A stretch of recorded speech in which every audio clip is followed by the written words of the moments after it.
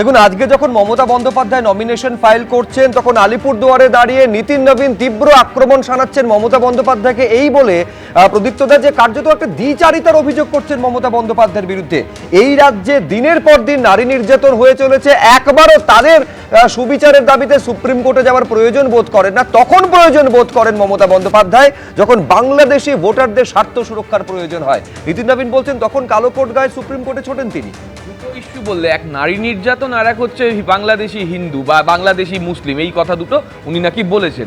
নীতিন নবীনকে এই কথাটা গিয়ে রাজ্যপাল তদানীন্তন এবং রাষ্ট্রপতিকে বলতে বলবো যে অপরাজিতা বিলটা কেন সাইন হচ্ছে না, কেন মধ্যপ্রদেশ, উত্তরপ্রদেশ, রাজস্থানে, দিল্লিতে এখনো সব থেকে বেশি নারীদের ওপর অত্যাচার রেজিস্টার্ড হয়, এখনো কেন আমাদের কাছে সেই সোশ্যাল মিডিয়ায় ভিডিওগুলো আসে যেখানে বিহারে মহিলাদের কিভাবে কার্যকরী অত্যাচার করা হয়।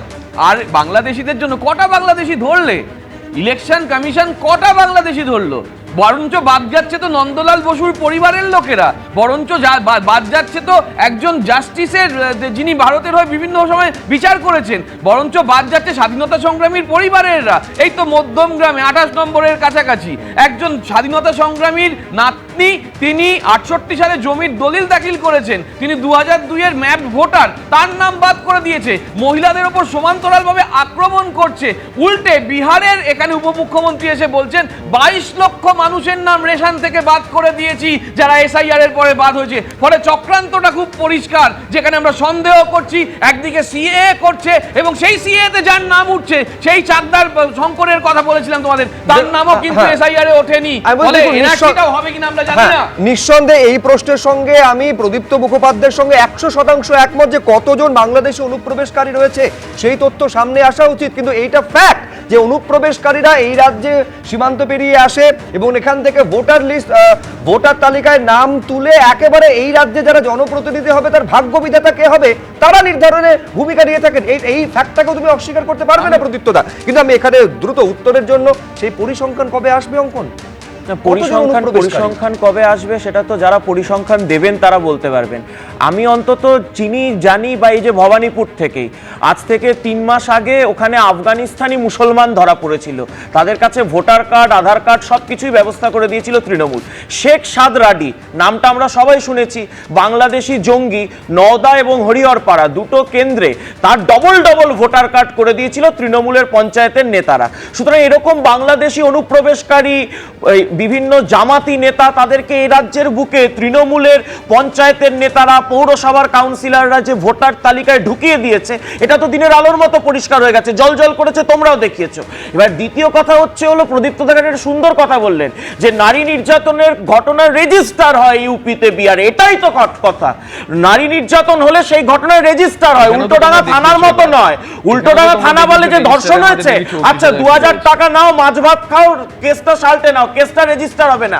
সব থেকে বেশি এখানে কেস রেজিস্টার হচ্ছে না এবং হাইকোর্টে যেতে হচ্ছে নারী নির্যাতনের ঘটনায়। প্রায় 11,000 ঘটনা রয়েছে যেখানে পুলিশ কোনো রিপোর্ট নিতে চায়নি ধর্ষণের। খুব স্বাভাবিকভাবে যে এই রাজ্যে একটা অদ্ভুত নৈরাজ্য তৈরি হয়েছে, সেই নৈরাজ্যটা আমরা দেখতে পাচ্ছি বিহারে গিয়ে সেই 22 লক্ষ রেশনের নাম বাদ হয়ে গেল। ভাই আমরা সেখানে দেখতে পাচ্ছি সেই জায়গায় বাদ হবে না। ঠিক আছে, রেশন কার্ড জারি হবে বাংলায়, সেই বার্তাটা পরিষ্কার বলে দিচ্ছে যে কিভাবে তোমরা গর্ব করছে, কিভাবে মন্দির ভাঙা হচ্ছে, কিভাবে পশ্চিম লোকেদের মাথাছাল করেছে। আমাকে বলা হয়েছে চিৎকার চেঁচামেচি মাঠে ময়দানে করা হোক, এখানে লাভ নেই।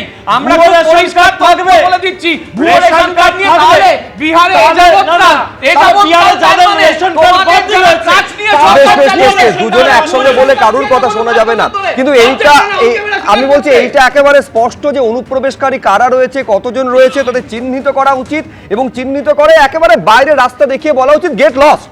যে ভবানীপুরের তৃণমূল কংগ্রেস প্রার্থী হিসেবে মনোনয়ন জমা দিলেন মমতা বন্দ্যোপাধ্যায় এবং জয়ের বিষয়ে তিনি আত্মবিশ্বাসী। পাল্টা আবার ভবানীপুরে মমতা বন্দ্যোপাধ্যায়কে হারানোর চ্যালেঞ্জ ফের ছুড়েছেন শুভেন্দু অধিকারী। সরকার আমরাই গর্ব, ওনার পার্টিও হারবে, উনিও আবার হারবেন। ভবানীপুর বিধানসভা কেন্দ্রের তৃণমূল প্রার্থী হিসাবে মনোনয়নপত্র জমা দিলেন মুখ্যমন্ত্রী মমতা বন্দ্যোপাধ্যায়। সাদা শাড়ি, সবুজ পাড়, গলায় উত্তরীয়। মনোনয়ন পেশের দিন বুধবার এই বেশেই কালীঘাটের বাড়ি থেকে বেরিয়ে আসেন মমতা বন্দ্যোপাধ্যায়। এরপর হেঁটে আলিপুর সার্ভে বিল্ডিংয়ে পৌঁছন তৃণমূল নেত্রী। রাস্তার ধারে তখন বহু মানুষের ভিড়। মমতা বন্দ্যোপাধ্যায় তার 30B যে বাড়ি, সেখান থেকে তিনি বেরিয়েছেন। এই মুহূর্তে তিনি এগিয়ে আসছেন। এখানে তৃণমূল কর্মীরা প্রচুর জড়ো হয়েছেন, স্থানীয় মানুষজন তারাই শুধুমাত্র এসছেন। বিভিন্ন ভাষাভাষী মানুষজন এখানে থাকেন, তো সেই ভাষাভাষী মানুষদের এই জায়গা হচ্ছে ভবানীপুর। প্রচুর মানুষজন রয়েছেন যারা বিভিন্ন সম্প্রদায়ের মানুষজন রয়েছেন। মমতা বন্দ্যোপাধ্যায়ের সঙ্গে ছিলেন তৃণমূলের প্রথম সারির নেতারা। নীল সাদা বেলুন, তৃণমূলের পতাকা, সঙ্গে জয় বাংলা স্লোগান। এভাবেই সার্ভে পার্ক অবধি এগোয় মিছিল। এরপর সেখানে মনোনয়ন জমা দেন মমতা বন্দ্যোপাধ্যায়।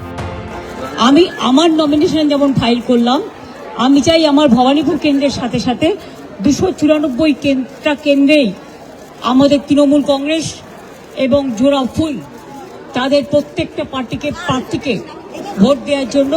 26-এর ভোটে ভবানীপুরে এবার হেভিওয়েট লড়াই। এই কেন্দ্র থেকে চতুর্থবার যেমন ভোটে দাঁড়ালেন মমতা বন্দ্যোপাধ্যায়, তেমনি এবার এখান থেকে ভোটে দাঁড়িয়েছেন শুভেন্দু অধিকারী। কলকাতা পুরসভার 8টি ওয়ার্ড নিয়ে তৈরি হয়েছে ভবানীপুর। সেগুলি হলো 63, 70, 71, 72, 73, 74, 77 এবং 82 নম্বর ওয়ার্ড। 2021-এর বিধানসভা ভোটে ভবানীপুর কেন্দ্রে জয়ী হন তৃণমূল প্রার্থী শোভনদেব চট্টোপাধ্যায়। বিজেপির রুদ্রনীল ঘোষের সঙ্গে তার ভোটের ব্যবধান ছিল প্রায় 28,500। এরপর নন্দীগ্রামে শুভেন্দু অধিকারীর কাছে পরাজিত হওয়ার পর ফের ভবানীপুরে উপনির্বাচনে দাঁড়ান মমতা বন্দ্যোপাধ্যায়।